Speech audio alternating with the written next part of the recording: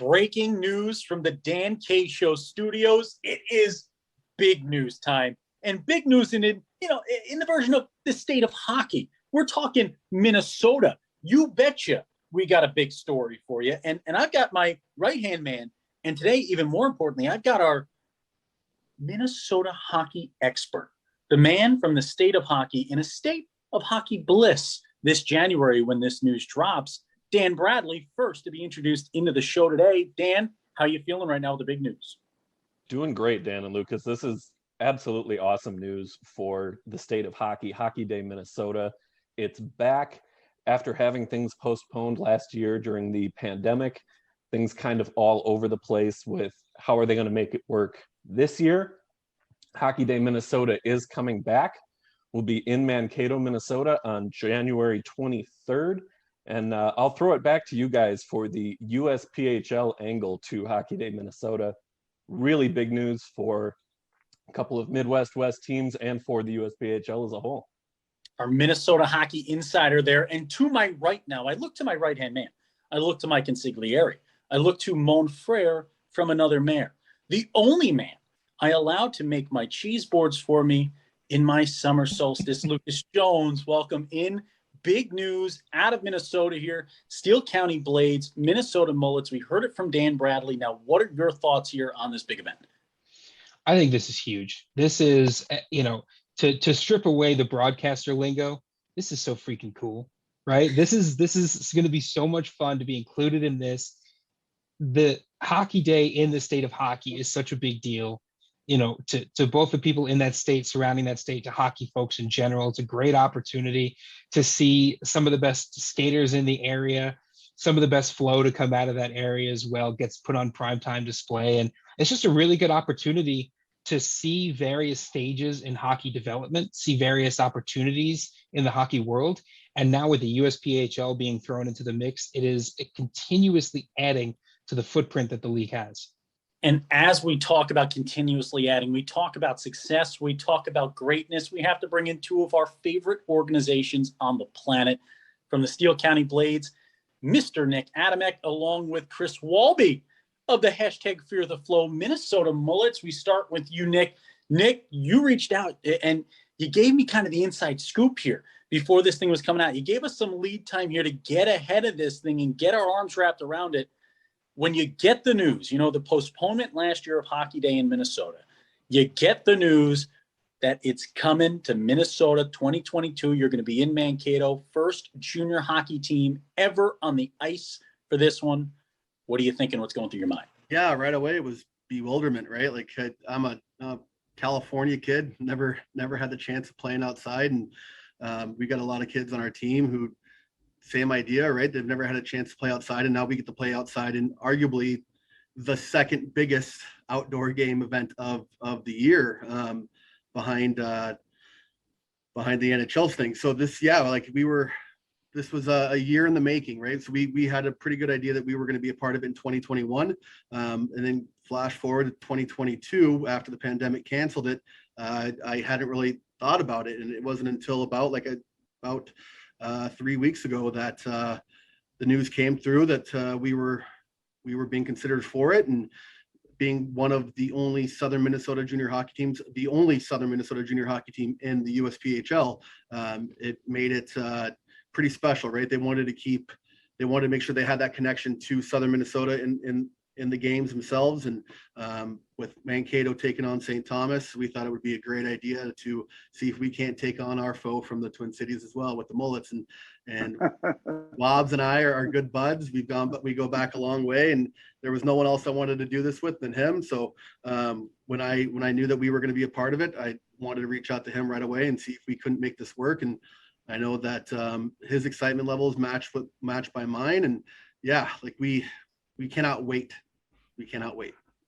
And now we go to that foe. You say foe, but one of my favorite things about the USPHL, you say foe, and it's almost in jest, right? We all want to beat each other when we get on the ice, but off the ice, there's such a camaraderie to it. There's such an understanding of putting the player first, getting these guys to the next level. And a guy who does it so well, Coach Walby, Fear the Flow. This is an organization. I mean, you look at this logo, you look at those unis. They're some of the best on the planet. Every time there's a best junior hockey's jersey contest somewhere, you guys are all over social media at the top of the rank. Can you talk about how excited you are for one of the best brands in junior hockey to now take the ice in one of the biggest events on the planet when it comes to hockey? It's a dream come true. Like Nick, I'm not from Minnesota. I'm from Wisconsin, Lodi, Wisconsin, and moving up here to Minnesota for the last 10 years, I've dreamed about playing in this game or coaching actually in this game. It's quite a pack that will be there, and I'm excited for that. And it couldn't be a bigger deal for us and our organization. Like I said, it truly was a dream. When it was here in Minneapolis, I wanted to try to make it happen, and logistically, some things just didn't happen. And Nick and his crew, they got it done. So I'm excited. Now, Dan, as our Minnesota insider here, coach of the Minnesota Mullets, wearing those Gopher unis based out of Wisconsin. I mean, your thoughts when you hear that? I think Coach Walby knew that with Minnesota hockey, you can't go wrong with maroon and gold, because you get that with the Minnesota Duluth Bulldogs as well. It's kind of just the colors of hockey throughout the state. So when I saw the first jersey concepts that he threw out there, and that he was going with the maroon and gold, and knowing that being based out of the cities, that was something as well that was going to stand out. That was going to get people's attention, and people were going to know right away what the Minnesota Mullets were all about. Just having that hockey connection right there in the basics of the color scheme even. Wobbs is detail oriented like that, and thinks things through. And I had no doubt when he first showed that was what the logo was going to be. I said, holy crap, this is awesome. I need to get on board with this and get involved with the team however I can in whatever capacity. For me, I'm just out here growing a summer mullet to be involved with it. We go to Coach Atmack and we talk about, Nick, I mean, we look at this Steele County Blades squad, and last season, you guys put yourselves on the map in the USPHL. I remember there was a point in the year where all of a sudden I took that triple take at just win. You guys started rolling W's out there each and every night. You got some of the best unis in the league. The flows and the stashes last year that you boys were sending us to Steele County. Can you talk to us a little bit about this growing brand? You know, we talk about the Mullets brand and how great that's done. This Steele County brand is on the rise as well. Can you talk a little bit about this organization and what makes it so great? Yeah, well, I think it starts at the top, right? Like the organization's going into its 10th year this year. What a better way to do it than with Hockey Day Minnesota, right? But going into our 10th year, we're on our third group of ownership. And the biggest thing that we found here is with local ownership, who, like Dan said about Chris, is detail oriented. It made us all hold our head a little bit higher and feel a little bit better about what we were doing here, knowing that it mattered to the people who essentially pay the bills, right? And last year we kind of was year two of our new local ownership group doing this, and we kind of decided that enough was enough, and we were going to go a different route, knowing that the pandemic was going to be going on through the middle of the season. So we went as young as we possibly could. And the big thing with young kids, right? They want to get better every day, and they tend to get better every day because they're constantly always striving for more. And we were lucky enough that we started off a little slow, but with the group that we had, as they learned and as they bonded and became closer as one, there were some points throughout the year where we thought that we had only ourselves in front of us, right? Like that we could. That's the thing with having a young group, right? There are some harsh realities with it, but the fact that they wanted to be better every day, and we worked on that in practice, being better every day. That's kind of our motto, is be better every day, right? You're gonna hear me say that a lot. It came out on the ice, it came out on the scoreboard, and we got better every day. Absolutely love it. Now, Lucas, I've steamrolled over you like every interview in Dan K Show. So what I will do is I will hold my breath for 30 seconds. You get that long to see if you can get a question in. If you don't get it done in time, I will talk over. Well, Dan, I'll tell you what, to reference your previous point about growing a mullet if you grow the mullet, I'll keep the mustache, and then together we can become the Minnesota Mullets logo, like a megazord of flow. But I think one of the things that's most interesting to me, I mean, I love outdoor games. I think they're absolutely incredible. I love getting the chance to play in this sort of larger environment as well. So Coach Walby, what kind of impact do you think this game's going to have on the players? Do you think it's going to be any different for them? You know, what can we expect as someone who hasn't seen this type of game before? We the roster that we have this year, I think it's close to 9 Minnesota players.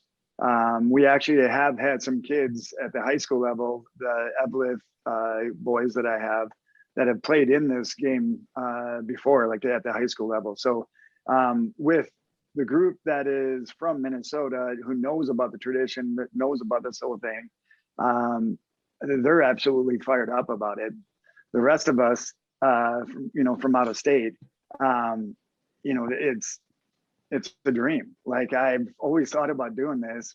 And I hope we have good weather, because that's the one thing that, could be the downfall. But as a group, we're also excited about it and can't wait for that time of the season. We'll be coming back after Christmas break, and that's going to be like the next milestone to look forward to. Now, gentlemen, I got to throw it out there real quick, Lucas. Go ahead. We are the inventors and curators of the famous, I say, cheese curd cup, played for between the Hudson Hammock and the Wisconsin Rapids River Kings.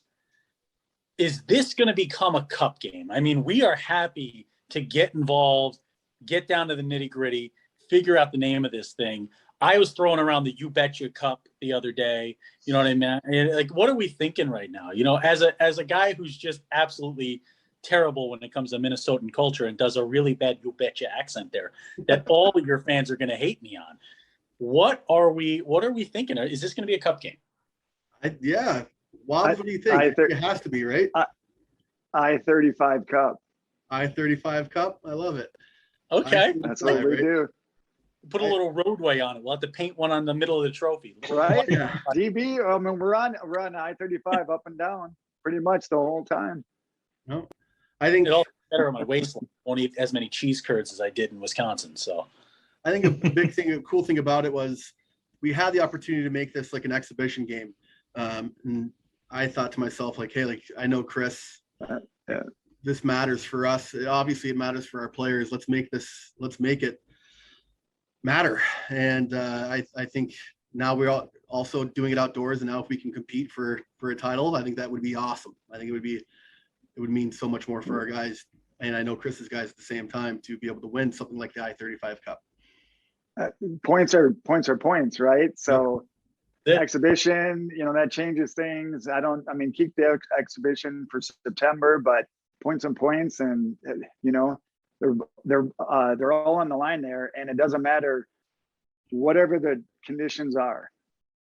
And that's beyond like the ice, right? That's beyond the snow. That goes into locker room situations. That goes into whatever might happen on the way down. Like both our organizations, we're used to those type of hurdles. So I'm looking forward to it. Chris, I call home team. Different. I bet that's great because I plan on putting together a new alternate jersey for. There we go. It's gonna be sweet too. I love it. Dan Bradley, I'm bringing back the flow on the back of the jersey.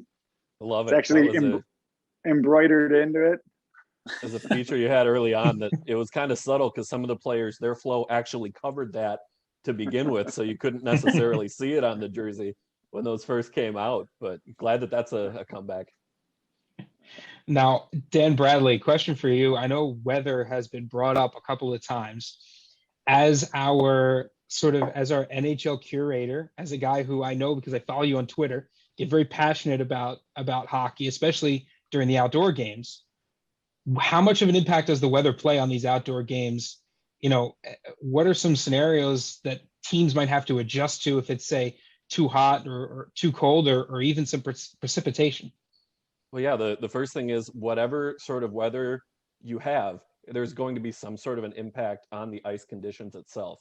If you're getting too much direct sunlight, even if it's, if it's 20 below and you're still getting that direct sunlight, that can mess with your ice quality. So you do want to have that cloud cover to just kind of keep the ice a little bit more stable. If it's really humid, for example, that can kind of mess with the very top surface of the ice. Beyond that, you're just getting used to, as a player, all sorts of temperature variation throughout the game. You're seeing things differently. The boards on the glass can have different glares than what they might with the lighting inside of a facility as well. So even just getting used to that, having that outdoor versus indoor, can kind of mess with things a little bit as a player and force you to do some things differently. So Nick and Chris are going to do a good job of conditioning their players throughout the season as well, probably a few outdoor practices so that they can get used to those types of conditions as well. And those are always for the players. We post on social about those anytime they happen, because you don't necessarily always get to do that. As Nick talked about with growing up in California, you don't get to play on outdoor ice in California, even in the middle of winter. So that's not a thing. Getting players used to that, because it's such a different experience, is really going to be important for this game, for Hockey Day Minnesota. And I think the players are going to be so excited about it. They love those outdoor practices. They're going to love the outdoor game even more.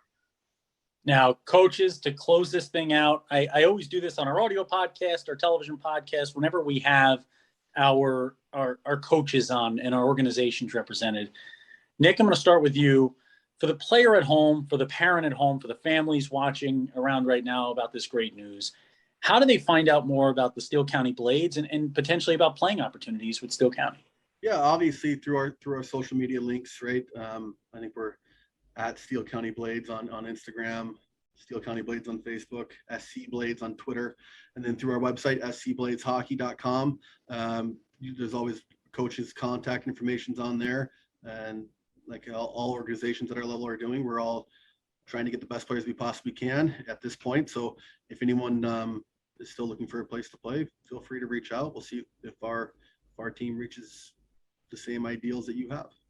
And I'll tell the players at home and the parents as well, reaching out doesn't always have to be about today, right? Sometimes we plant the seed, and coaches know this well. Sometimes a spot opens up later in the year. Maybe it's the next year where you're going around that recruiting trail again, and you remember that name, you remember that email address, you remember that phone call, and you go, hey, that guy was right on the cusp, or that guy had a place if I had the opening.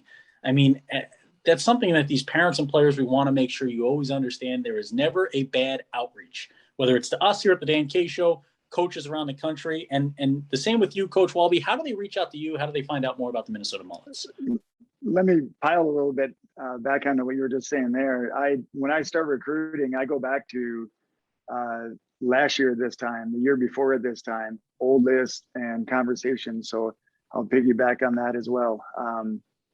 You remember good families and good conversations, right? So those are the ones I follow up with, and eventually they might not be ready 3 years ago, but they develop quick, and now they might be. Same. How do you get a hold of us? Same thing. You can find my contact information all over our website, which is mulletshockey.com. Social media too. Just do a search for Minnesota Mullets, and it'll come up everywhere on Twitter, Instagram, and Facebook. Absolutely love it. Gentlemen, I can't wait to see it. The working title, the I35 Cup. Working title, everybody. We don't know if it's official yet. We'll get Not there. official. No, but what we'll say, the Kings of Junior Hockey with the Kings of Minnesota Junior Hockey, the Steele County Blades and Minnesota Mullets. We cannot wait to see them. Hockey Day in Minnesota, Sunday, January 23rd. You'll have to follow along with the Steele County Blades, the Minnesota Mullets, the Dan K Show, and USPHL on social media, everywhere you can go. TikTok as well now, baby. We're getting into the fun, weird TikTok dances. That's what it's all about. But follow along. You'll find out more information as we get closer to event day. Lucas, your parting words. you go. Lucas gets to go to a bachelor party now. Have fun, Lucas. You go have fun. When Dan Kay's on a mic, it's always high night. Thank you to Coach Adam Eck of the Steele County Blades, Coach Walby of the Minnesota Mullets, and our Minnesota expert, but everything hockey expert. We go to him when we need smart stuff. Dan Bradley for joining us on today's show.